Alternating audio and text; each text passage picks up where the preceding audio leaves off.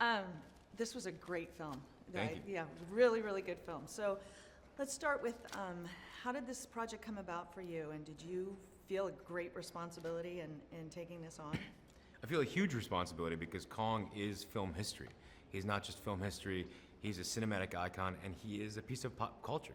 He's one of the few things in film that transcends the film itself and is a piece of pop culture. So that is an enormous responsibility to play with, but also a very exciting one. And it came about because after my last movie, which was an indie, I really wanted to do a big movie because I grew up on big movies, because big movies inspired me to go find film history and foreign cinema and art house cinema.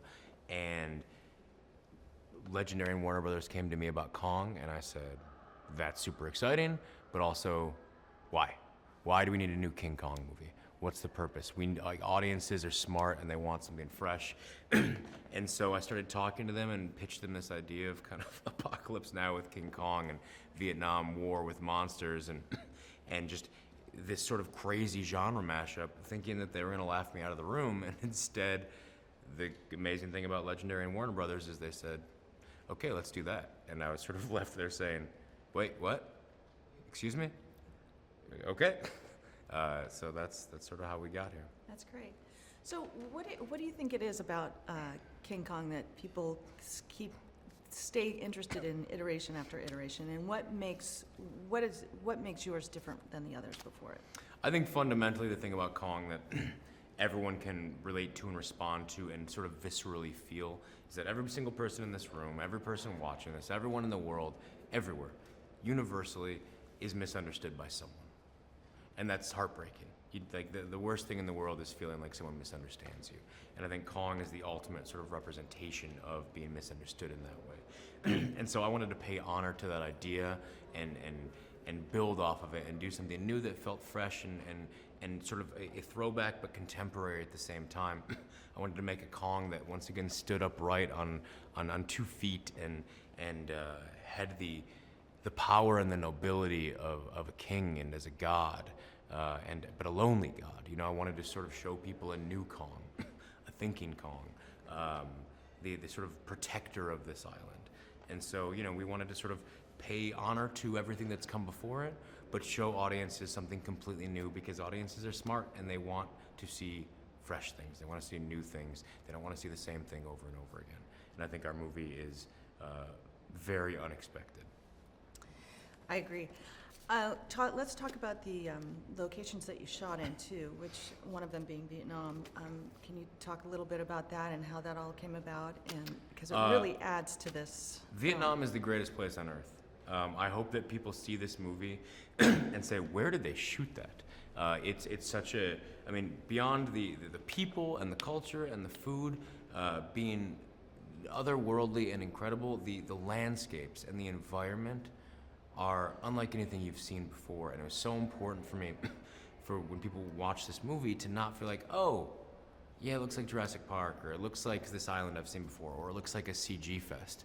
You know, I wanted it to feel real and tangible, and there's something so rugged and raw and yet stunningly beautiful about Vietnam. And, you know, we were the first movie of anywhere near this scale to shoot in Vietnam, and that was such an honor to be able to sort of work with Warner Brothers and work with the Vietnamese government and shoot a movie there like this. It's never been done before, and there are locations in this movie that have never been seen on screen before. And it was such a privilege and an honor, and the reason we wanted to do that, the reason we lugged ourselves all the way across the world, was to show audiences something new, and to have it feel fresh, and to have it like be as explosive as the first time you saw New Zealand in Lord of the Rings, when you're like, oh my God, where is that? You know, and I hope that people sort of discover and rediscover how gorgeous Vietnam is because of this movie. And let's talk a little bit about the cast too. It's sort of a fractured group of people here, and you've got a great ensemble cast. Can you talk a little bit about working with each of them? I mean, for me, it's an honor and a dream as a director to be able to have the cast that I had.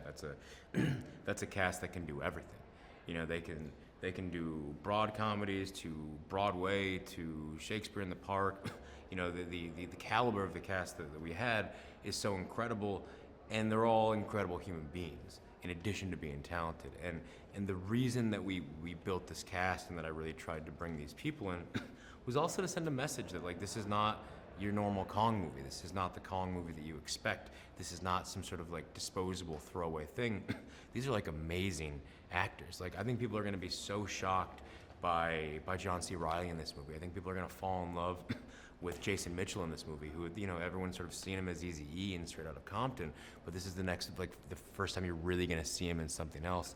And there's so many amazing character actors between Shea Whigham and John Ortiz, and like just the natural, like, raw, like, just talent that Brie and Tom ooze is remarkable. And then you've got legends like John Goodman. Like, for me, it's an embarrassment of riches, and they all bring so much to it, and I think they all have their own moments in this movie. It was great. Well, thank you. Mhm. It was a great film. Loved it.